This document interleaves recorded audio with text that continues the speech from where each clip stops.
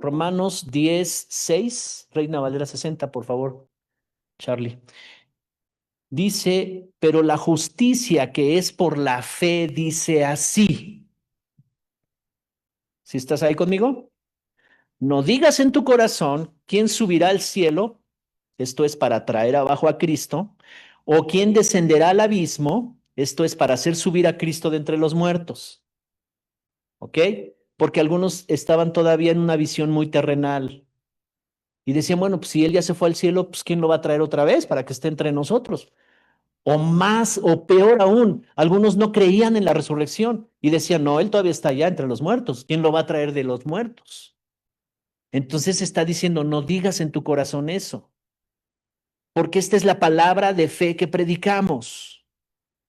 Verso 9, que si confesares con tu boca que Jesús es el Señor y creyeres en tu corazón que Dios le levantó de los muertos, serás salvo.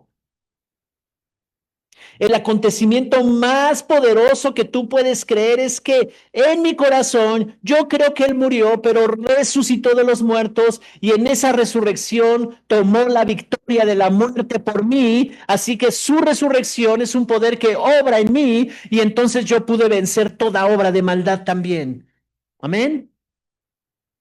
Y si yo sigo atrapado en alguna situación de mi vida que constantemente, acuérdate, 75%, cuando menos 75% de las cosas que vivimos, los problemas que estamos viviendo, son causa de nuestras malas decisiones. Pensé mal, actué mal, interpreté mal, no fui sabio, fui imprudente, metí en problemas a los demás. Y siempre va a haber bronca, siempre va a haber problema, siempre, por mi falta de sabiduría. Y el asunto aquí es que todo ya está hecho y yo le estoy dando permiso al enemigo que arruine mi vida. ¿Alguien le está hablando al Señor? Esta es la palabra de fe que predicamos, que si tú confiesas con tu boca que Jesús es el Señor y crees en tu corazón que Dios lo levantó de los muertos, serás salvo. Verso 10, porque con el corazón se cree para justicia, pero con la boca se confiesa para salvación. Y lo peor de todo es que cuando alguien se siente culpable, enojado, triste, decepcionado, frustrado, atormentado, hay muchas que terminan con ado, ¿verdad? No puedes ni hablar. ¿Cuántos pueden orar cuando después de que cometieron una, como decía mi abuela, fechoría? Y uno está así, ¿verdad? Y tú te das cuenta y dices, algo hizo, algo le pasó, ¿no? Porque está así, no puede ni hablar. La culpa lo está abrazando. Y el enemigo le está hablando al oído, eres un desgraciado. Mira lo que hiciste. ¿Cuál confesar? ¿Cuál libertad? Pero no así a los hijos de Dios. Porque aun aunque me equivoque y la culpa me esté queriendo poner un tapón en la boca, mi fe es más fuerte. Y yo creo que Él fue levantado de los muertos. Yo creo que Él fue levantado para vencer a la muerte. Yo creo que la muerte no está operando en mí porque ya no estoy bajo esa ley del pecado, estoy bajo la gracia. La muerte ya no se enseñorea de mí. Antes sí, antes me daba unas zarandeadas impresionantes y toda clase de consecuencias venían a mi vida, negativas. Y por eso yo buscaba, ¿verdad? En las mismas tinieblas, a lo mejor, bueno, nunca fui de esos. Nunca me leyeron ni el café, ni las cartas, ni nada de eso. Solo el frasco que decían es café. No fui de esos que buscaba en lo esotérico, en lo oculto, en ese tipo de cosas tinieblosas, las verdades, que me dijeran mi futuro, que me iba a ir muy bien. Y no, no fui de esos, pero trataba yo de otras formas que también estaban equivocadas.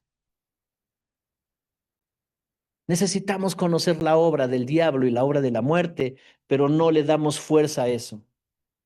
porque ya está vencido. Amén. Por eso aquí casi nunca me vas a escuchar, casi nunca, bueno, nunca me vas a escuchar, espero que eso suceda, nunca, que el diablo es poderoso, que las tinieblas, que, ay, cuídense del diablo. Necesitamos entender y conocer al enemigo, por supuesto, pero saber que está vencido. Así es que hoy celebramos que Jesús resucitó. Celebramos la vida, no la muerte. No solo vemos que es un hecho sobrenatural que marcó la historia, sino también debemos entender su propósito. Sucedió para darnos una vida nueva, para que renazca una vida nueva en nosotros, plena y llena de victoria. Tú tienes la victoria. Imagínate esto, cuando resucitó Jesús al tercer día, todo el pecado y la maldad fueron vencidos. ¿Te imaginas que en un solo lugar vino todo el pecado y la maldad del mundo? ¿Cómo qué habrá venido ahí sobre Jesús? ¿Qué crees que haya venido sobre Jesús? Que hasta la Biblia dice que se oscureció ese momento tan tremendo. Y no fue un eclipse, se oscureció. Toda la maldad se concentró ahí, porque las tinieblas, Satanás y los demonios estaban diciendo, vencimos al Hijo de Dios, lo tenemos en la cruz, lo hemos matado, ya vencimos. Pero ellos no sabían del poder de la resurrección. Ellos no sabían que la muerte era una estrategia para desarmar y vencer al enemigo. No lo sabía. Hasta el tercer día, que es levantado de los muertos, se dieron cuenta ellos, nos han vencido. Ahora la estrategia del enemigo es engañar a los hijos de Dios. Y si los logra engañar, someter y hacerles pensar que todavía para ellos no hay salvación, entonces los va a gobernar y los va a dominar. Cuando resucita Jesús al tercer día, todo el pecado y la maldad fueron vencidos. Toda enfermedad, toda pobreza, toda miseria, todo el dolor, toda la amargura, Jesús se la llevó a la tumba, nos las quitó de encima, hubo un intercambio ahí en la salvación, nos dio su vida plena y tomó la nuestra y se la llevó a la tumba. Eso fue lo que sucedió. Cuando Él resucita el tercer día, yo al unirme a Cristo resucito juntamente con Él y tengo una vida nueva. Ahora andamos en vida nueva. Voltea al que está a tu lado y velo y di, oye, sí, te ves medio renovado. Como que te cachetearon un poquito esta semana, pero ahí vas.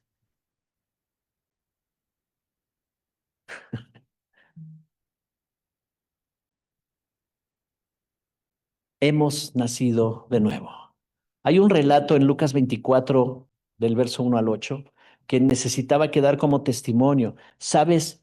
La escritura nos dice que hubo como 500 testigos, más o menos, de la resurrección.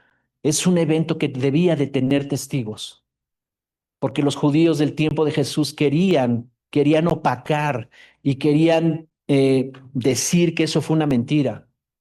¿Y sabes qué decían acerca de Jesús? Que se lo habían llevado sus seguidores, que ellos movieron la piedra y se lo llevaron sus seguidores. ¿Por qué? Porque no querían que la gente supiera que él había resucitado de los muertos. Lucas 24, verso 1 al 8. Voy a leer la versión internacional. Por favor, Carlos.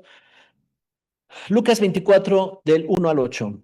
Dice, el primer día de la semana, muy de mañana, las mujeres fueron al sepulcro, llevando las especias aromáticas que habían preparado. Encontraron que había sido removida la piedra que cubría el sepulcro. Están hablando del sepulcro de Jesús. Verso 3. Y al entrar no hallaron el cuerpo del Señor Jesús. Mientras se preguntaban qué habría pasado, se les presentaron dos hombres con ropas resplandecientes.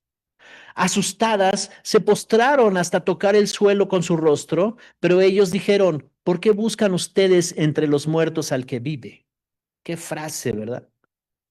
No podemos buscar al que vive entre los muertos. Hay algunas religiones ocultistas que hablan del Espíritu Santo, que hablan de Jesucristo y que hablan de espiritismo, hablan de espiritualismo, hablan de cosas negativas y mezclan ahí y dicen, es que ahí estaba el Señor Jesús también. Pidámosle. Y que venga el espíritu de mi abuelita y de mi prima y de mi tío, porque también ellos van a ayudar. Y hay una mezcolanza y están buscando al que vive entre los muertos.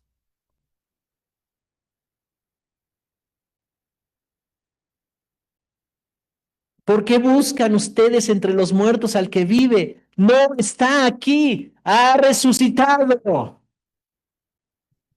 Recuerden lo que dijo cuando todavía estaba con ustedes en Galilea. El Hijo del Hombre tiene que ser entregado en manos de hombres pecadores y ser crucificado, pero al tercer día resucitará. Entonces ellas se acordaron de las palabras de Jesús. Tremendo. Ya resucitó. No te dejes engañar. Hay filosofías que suenan bonito y que incluyen al Señor y que dicen del Espíritu Santo, pero están buscando a Jesús entre los muertos y Él resucitó. Hoy en día muchos están buscando a Jesús ahí, pero sabes, nosotros celebramos la victoria de Cristo. Cristo está vivo. ¿Cuántos están convencidos de eso? Juan 11:25.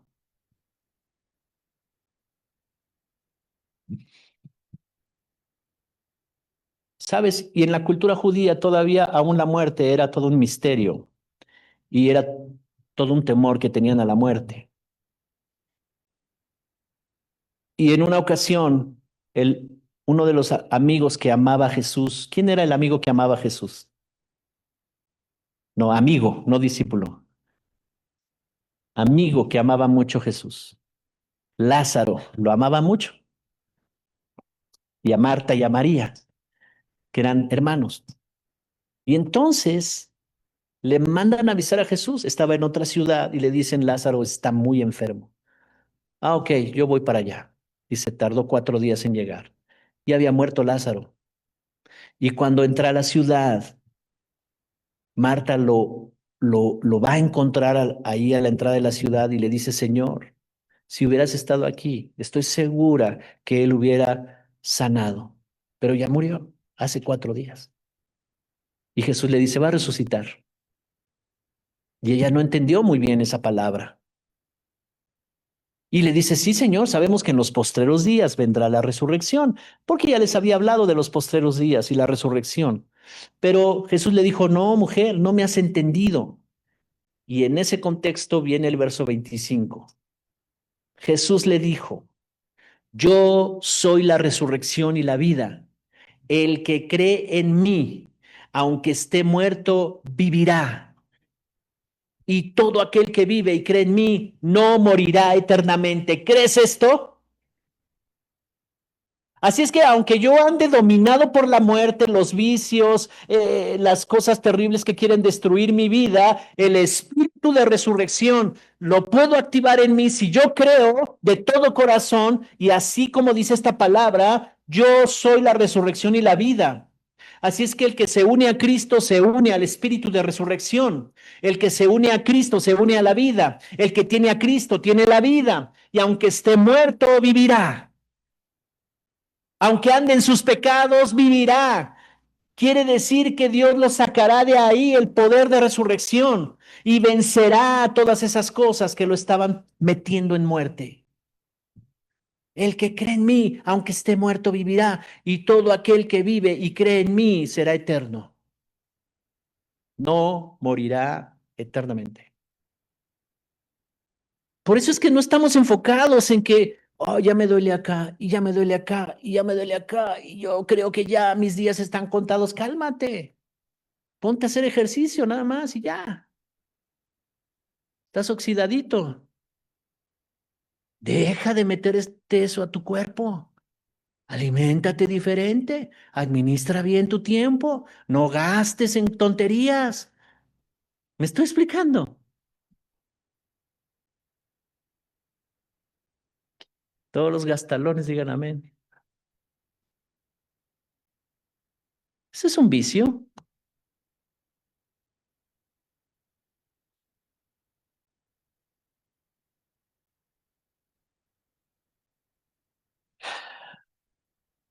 El que tiene al Hijo tiene la vida. Tenemos al Hijo, tenemos la vida. Si alguno se ha unido a Cristo, nueva criatura es. Las cosas viejas pasaron, todas son hechas nuevas. Cuando el Espíritu Santo habla a través de la palabra profética, te va a hablar en cuatro cosas importantes que causan vida, porque el Espíritu Santo es Dios mismo metido dentro de ti para anunciarte, recordarte y convencerte de que tienes la vida. Y cuando Él te habla vida. Cuando Él habla en términos de vida. Y lo primero que hace es hablarte acerca de tu dignidad. Cuando te va a hablar el Espíritu de Dios, te va a hablar acerca de cuán valioso, cuán valiosa eres, que eres una persona tan valiosa, que no necesitas envidiar a la otra o al otro. ¿Tú crees que hay otros más guapos que yo? No, pastor, yo no creo eso, ok. Pero sí, puede haber, por ahí, puede haber uno. Pero si ese que está ahí, ese uno, es lo ideal que yo quisiera. ¿Por qué no tengo esa estatura, esos hombros, esos brazos? Me he visto así como él, esa cara que parece que la esculpieron a mano. ¿Y por qué no fui así, Señor? Y entonces voy a estar centrado en que ese vale más que yo.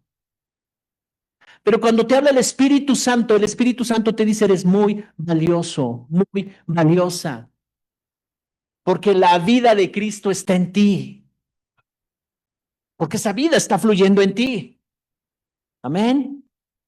Así es que se restaura tu dignidad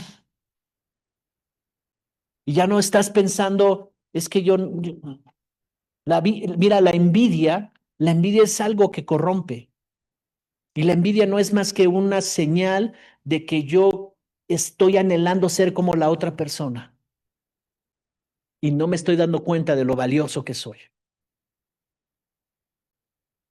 Amén. ¿Acaso alguien le está hablando el Señor? Al pastor, ok. Lo segundo que hace el espíritu de vida es que te define tu identidad. Primero te restaura dignidad, te hace sentir y pensar y entender cuán valioso eres, pero también define quién eres, define tu identidad.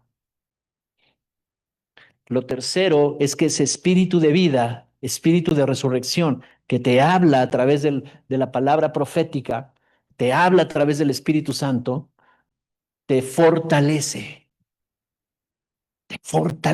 te anima, te despierta. Y lo cuarto es que te muestra las cosas nuevas porque es un espíritu innovador. Dios todo el tiempo está haciendo cosas nuevas, cosas que ojo no vio, que oído no oyó y que no han subido en el pensamiento de hombre son las que Dios tiene preparadas para los que le aman. Aunque ya todo está hecho, no todo está revelado. Aunque todo ya está hecho y está disponible, no todo ha sido tomado, porque yo lo tomo por fe y lo vivo. Entonces, toda esa vida que ya está disponible para mí, yo necesito entenderla, tomarla, vivirla intencionalmente, con fe. Todo aquel que vive y cree en mí no morirá eternamente. ¿Crees esto? Así es que todos los días háblale a tu cuerpecito. ¿Cuántos tienen conversaciones consigo mismo? Consigo mismas. Ahora, ¿cuántos son permisivos consigo mismos? Oye, mí mismo, ¿qué te parece si? No, pero yo ya no le entro a eso. Ah, no pasa nada. Estás teniendo un acuerdo contigo mismo, negociando lo que ya no es negociable. En vez de que tomes tu fe y digas, yo soy nueva criatura. No, y no. Recuerdo que mi esposa ya últimamente lo hace menos, pero todavía lo sigue haciendo. Y vamos manejando en el auto y todo, y de repente hay un silencio, porque yo siempre voy hablando y ella también, pero de repente hay un silencio y de repente ella dice, no. Entonces yo volteo y le digo, no, ¿qué o qué? No, no, yo te explico después. Y luego otra vez, no. Y luego me dice, es que vienen pensamientos. Empiezo a pensar cosas. Y no, pues eso no conviene. Entonces yo, pum, corto ese pensamiento y digo, no. Y en ese momento tú desarrollas la capacidad de eliminar. ¿Se acuerdan de la disciplina? ¿La limpieza de los pensamientos tóxicos? No. Y lo barres. Y comienzas a entender y a pensar pensamientos correctos. En todo lo puro, todo lo santo, todo lo digno de alabanza, si hay virtud alguna, en esto pensar. Filipenses 4:8. O sea, es una manera de educar a tu mente a pensar cosas correctas. Si no, no lograrás vencer esos vicios. Tenemos a veces vicios de soñar y de pensar y de crear escenarios que nos van a llevar a decisiones malas. ¿Alguien está aquí todavía en la misma página? Ya te brincaste a la otra página. Espíritu de resurrección es tan práctico, tan práctico. Romanos 8:11, por favor. ¿Versión internacional tenemos? Sí. ¿A alguien le está cayendo bien este tema? ¿O necesitas bicarbonato con limón? ¿O sal de uvas o alcacels? Recomiendo el bicarbonato con limón. Es más orgánico. Romanos 8:11. Dice, y si el espíritu de aquel que levantó a Jesús de entre los muertos vive en ustedes, el mismo que levantó a Cristo de entre los muertos también dará vida a sus cuerpos mortales por medio de su espíritu que vive en ustedes. Tremendo. Yo le daría un aplauso al Señor. Porque ese mismo espíritu que levantó a Cristo, ese mismo espíritu opera en mí y me da vida y me levanta de la muerte. Esa es nuestra confianza. Cuando el doctor me estaba diciendo, hay un porcentaje muy alto, su esposa no va a salir aquí del quirófano, ya vaya haciendo arreglos, casi, casi me decía, y el espíritu de vida me hablaba y me decía, todo va a estar bien. Y ahí está esa mujer renovada, ya queriendo venir, pero todavía no. Ya, en una par de semanas ya está acá. Entonces esa es nuestra confianza, que el mismo espíritu que levantó a Jesús de la muerte, también levantará nuestras vidas de la muerte y del pecado. La enfermedad fue derrotada, el fracaso fue derrotado, el dolor fue derrotado, la amargura, la tristeza, la mediocridad, la depresión, la pobreza, la frustración. ¿Para qué? Para que vivas una vida plena y tu propia vida manifieste que Jesús resucitó de los muertos y tu vida anuncie que Cristo vive. Y no es una frase nada más que se dice en la iglesia. ¿Quién vive? Cristo. Yo recuerdo que allá en los años 80, 90, era una frase muy usada. Y el predicador lo primero que decía, ¿quién vive? Cristo. Y a su nombre, gloria y la victoria y no sé qué tanto. Y no es que esté mal eso, pero realmente no lo vivíamos. No estaba revelado. Yo creo que había muy pocos que realmente estaban viviendo eso. Pero era una frase de iglesia.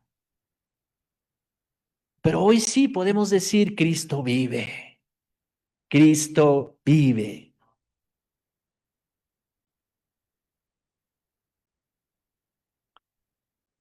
Efesios 1:19 al 20. Tengo una versión nueva traducción viviente, pero déjame entonces, aquí voy a poner Efesios, Efesios 1. Vamos a la Reina Valera 60.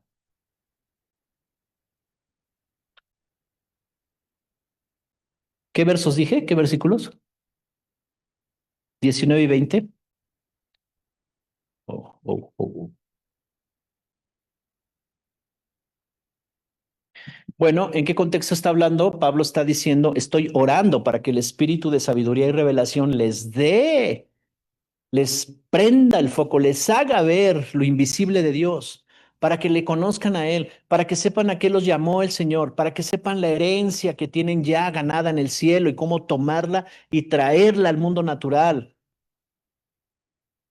Y luego dice el verso 17, para que el Dios de nuestro Señor Jesucristo, el Padre de gloria, les dé sabiduría y revelación en el conocimiento de Él. O sea, ya los regresé 2 versículos, pero está bien para que entendamos todo el contexto. Alumbrando los ojos de su entendimiento, de nuestro entendimiento, para que sepan cuál es la esperanza a que Él los ha llamado, esperanza, el llamado, y cuáles las riquezas de la gloria de su herencia en los santos, refiriéndose a la iglesia. El verso 19, y cuál la supereminente grandeza de su poder para con nosotros los que creemos. ¿Cuántos creen? Entonces está operando la supereminente grandeza de su poder. ¿Y cuál es ese poder? Según la operación del poder de su fuerza, la cual operó en Cristo, resucitándole de los muertos y sentándole a su diestra en los lugares celestiales. Sobre todo principado, sobre todo toda autoridad que se nombra y lo dio por cabeza a la iglesia. Entonces está diciendo Pablo que necesitamos la revelación para que podamos entender ese poder supereminente. ¡Wow! ¿De dónde salió esa palabra? Supereminente grandeza de su poder que actúa en nosotros los que creemos. ¿Y cuál es esa supereminente grandeza de su poder?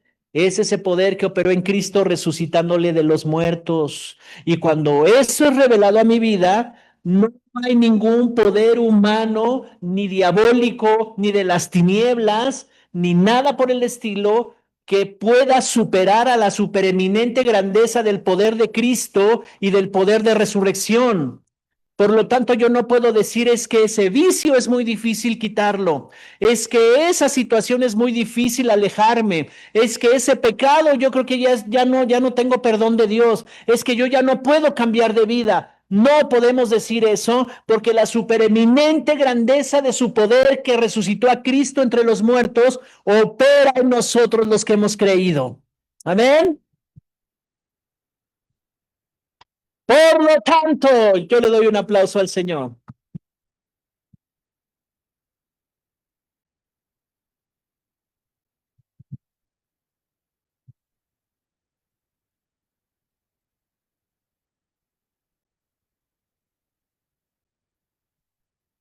Así es que pues que te invito a un Halloween. Ok. ¿Será un motivo para anunciarles la vida de Cristo? ¿O será que tocan unas cumbias? Ah, sí voy. ¿Qué será? Y mira, no se trata de ser gente religiosa, ¿eh? No, no, no, no. Detestamos eso. No, no, no, no, no, no, no nos vamos a levantar a juzgar a todo el mundo. Por supuesto que no. El juicio ya lo trajo Jesús y nos dio de su gracia. Él fue juzgado, sentenciado y le aplicaron todo hasta morir en la cruz.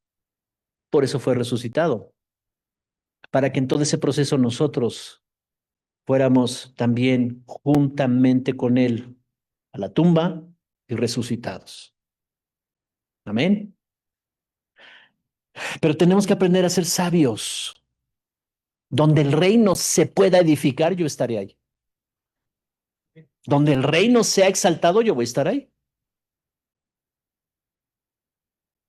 Pero si no tiene ningún sentido y además voy a estar en tentación, ¿para qué voy?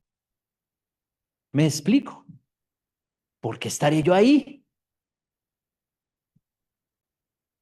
Es como un alcohólico, se salva, va a Cristo y le dice, pastor, voy a ir a la cantina donde siempre iba a predicar de Jesucristo. ¿Estará preparado? ¿Dios lo está enviando ahí? ¿Tendrá algún propósito que vaya ahí del reino? ¿Me explico? Pero dice la escritura, tienes la capacidad de hacer lo que quieras, pero no todo conviene. No andamos bajo la ley, andamos bajo la gracia. No todo conviene, pero tú decides. Y por eso necesitamos sabiduría, revelación, inteligencia, consejo al Espíritu Santo. Porque entonces lo que conviene, y si yo sé que algo no me conviene y aún así yo lo hago, no debo pretender que no habrá consecuencias. Va a haber consecuencias. ¿Se entiende? Así es que en un momento de resurrección, Jesús derrota a cada uno de nuestros enemigos, los derrotó en la cruz, los exhibió públicamente, triunfó sobre ellos en la cruz del Calvario. ¿Podemos ver un último versículo? ¿Sí? ¿Me lo permites? Ok. Qué bueno, así estamos de acuerdo, porque si no, de todos modos lo íbamos a ver, pero no te lo dije, es Colosenses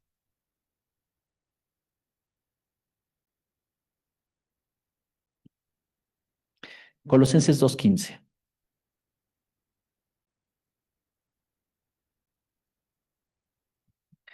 Dice el verso 15.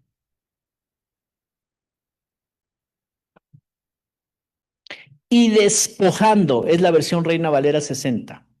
Y despojando, esa palabra es una palabra legal.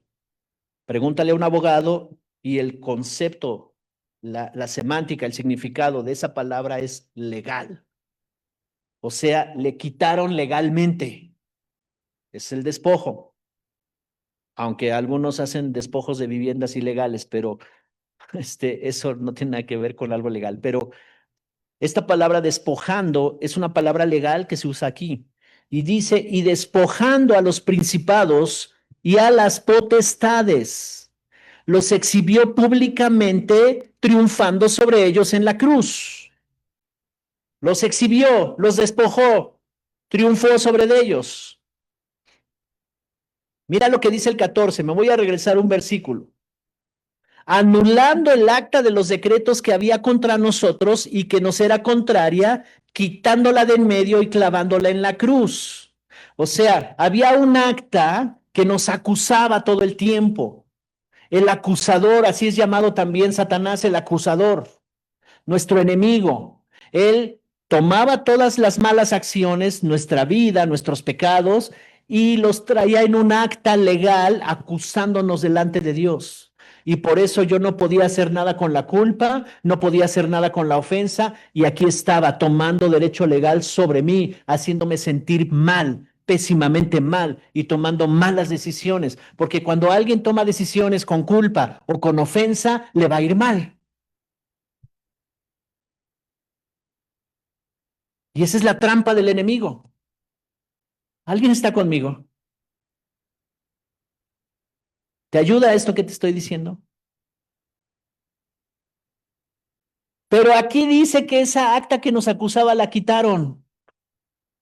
¿Por qué? Porque todo fue pagado, porque Cristo murió por todos nosotros. Y esa acta que traía 20,000 acusaciones en mi contra, Jesús las tomó, las llevó a la tumba, todos mis pecados y mis transgresiones, y resucitó al tercer día. Y cuando yo creí en Él me conectó y me dijo, vente a la tumba y vas a resucitar a una nueva vida. Y me dio una nueva vida. Por lo tanto, el enemigo no tiene nada conmigo. Por lo tanto, la muerte ya no es mi Señor, no me da miedo, no la venero, no le voy a encargar a mis hijos, no voy a santificarme con la muerte porque es algo absurdo, incorrecto, y yo estoy en vida. Amén. ¿Cuántos dan gracias a Dios por la vida?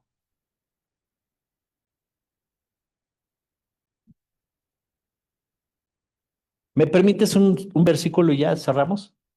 Yo sé que ya te había dicho, pero creo que este es bueno. Primera de Juan, capítulo 5, versos 11 y 12 de la Nueva Traducción Viviente. Primera de Juan 5, 11 y 12.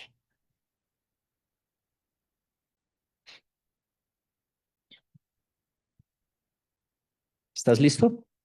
¿Estás listo para esta bomba que viene? Es un bombazo. Dice, y este es el testimonio que Dios ha dado. ¿Cuál? Él nos dio vida eterna y esa vida está en su Hijo. El que tiene al Hijo tiene la vida. El que no tiene al Hijo de Dios no tiene la vida. ¿Cuántos tienen al Hijo? ¿Cuántos se han unido al Hijo? Así es que es mi anhelo, mi pasión, mi deseo personal, el amor que tengo de ti. Les amamos tanto, la pastora y yo, que nuestras oraciones es que esa vida se abra paso dentro de ti para que tú vivas esa vida plena, abundante, con resultados grandiosos. Es mi oración, porque tú te has unido a Cristo, te has unido a esa vida. Cuando hablas con las personas, lo que sale de tu boca es vida, no es muerte. Ya no saldrá chisme, enojo, envidia. Si graficaran tus palabras, serían puros signos, ¿no? ¿Sí o no? ¿Sí entiendes lo que te estoy diciendo? Cuando en las caricaturas ponen palabras, groserías, no ponen groserías, ponen signos. O también se oiría, pi, porque tú, pi, porque no sé qué tú, ti. Censura, censura, censura. Si censuraran nuestras palabras, ya no sale muerte, ya no hay pensamientos de muerte, solo vida. Amén.